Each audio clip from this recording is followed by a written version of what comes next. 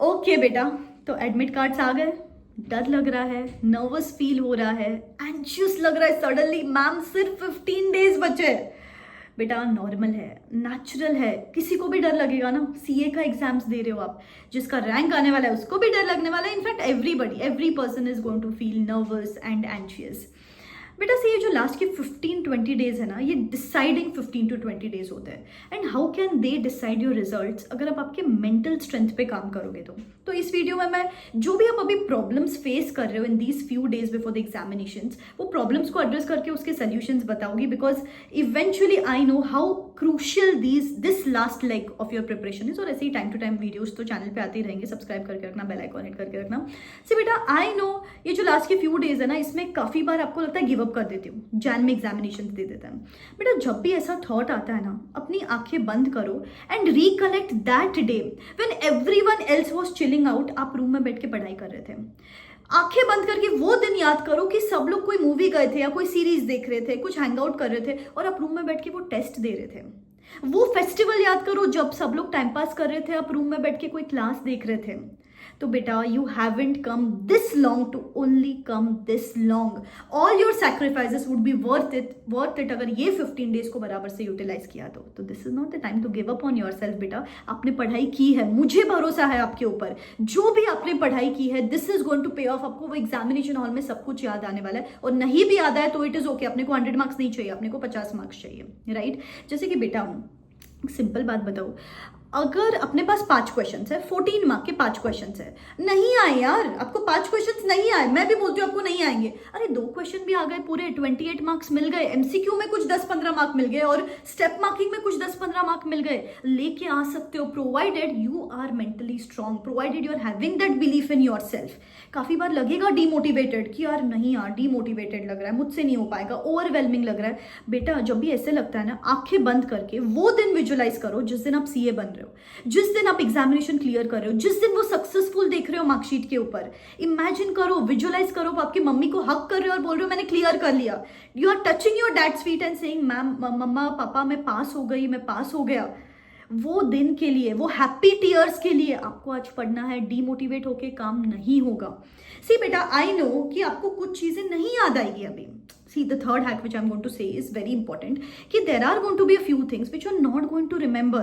जैसे कि ma'am easy लगता है, प्रोफेशनल एथिक्स इजी लगता है, याद नहीं रहता। अकाउंटिंग स्टैंडर्ड इजी लगता है, याद नहीं रहता। जीएसटी इजी लगता है, याद नहीं रहता। There are going to be a couple of things जो इजी लगते हैं लेकिन याद नहीं रहते। अभी आपकी चॉइस है बेटा, या तो उसके ऊपर ही सोचो मुझे याद नहीं रह रहा है, याद नहीं रह रहा है, याद नहीं रह रहा है, या तो ये सोचो कि यार सोल्यूशन क्या है, क्या कर सकती हूँ मैं, 15 डेज बचे हैं, मुझे याद नहीं रह रहा है ना। Keep it simple. मैं बोलूंगी पोस्ट-इट्स बना लो, जो भी कॉन्सेप्ट आपको याद नहीं रहता है उसके पोस्ट-इट्स बना लो और आपके बाथरूम के मिरर पे उसको चिपका दो। जब भी आप ब्रश कर रहे हो, हाथ धोने जा रहे हो, जो भी कर रहे हो, वहां पे जाके जब देखोगे याद नहीं भी आया तो भी जाके बार बार रिविजिट कर रहे हो ना, you are going through those provisions again and again. दिमाग में बम्बार्ड हो जाएगी चीजें।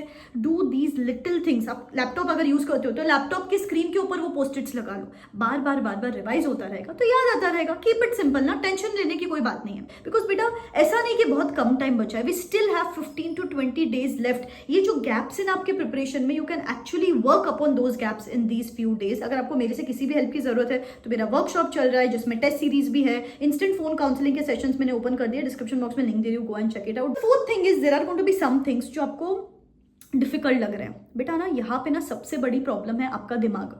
आप दिमाग में इतना सारा टेंशन भर चुके हो, मुझे बिजनेस कॉम्बिनेशंस नहीं आता है, मुझे पीजीबीपी नहीं आता है, मुझे वर्किंग कैपिटल नहीं आता है। बेटा दिमाग में जितना क्लटर भरोगे ना उतना आपका फोकस कम लगेगा, डर बढ़ेगा, एंजाइटी बढ़ेगी। आज एक काम करो, एक चार्ट बना लो, आप लिख लो कि मुझे ये चैप्टर डिफिकल्ट लगता है। रियलिटी चेक दो यार खुद को, कीप इट ऑन पेपर। दिमाग में सोच सोच के कुछ होने वाला है कि नहीं, we have to note it down. मुझे ये चैप्टर डिफिकल्ट लगता है, ये चैप्टर डिफिकल्ट लगता है।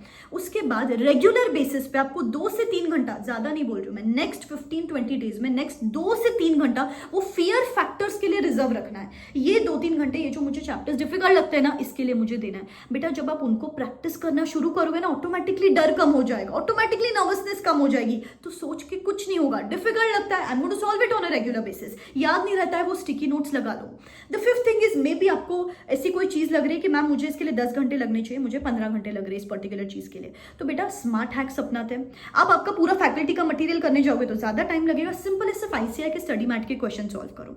नेक्स्टली मैं तो बोलूंगी लेक्चर्स मत देखो, कॉन्सेप्ट्स मत देखो, प्रोविजंस मत देखो, directly jump out to the question answer format of study. क्योंकि अभी प्रोविजन देखोगे फिर क्वेश्चंस देखोगे, उसको बहुत ज्यादा टाइम लग जाएगा। उससे तो बेटर है कि डायरेक्टली क्वेश्चंस करो, उसमें आपके कॉन्सेप्ट्स भी ऑलरेडी कवर हो जाएंगे, राइट? सो स्टडी ना क्वेश्चन आंसर फॉर्मेट।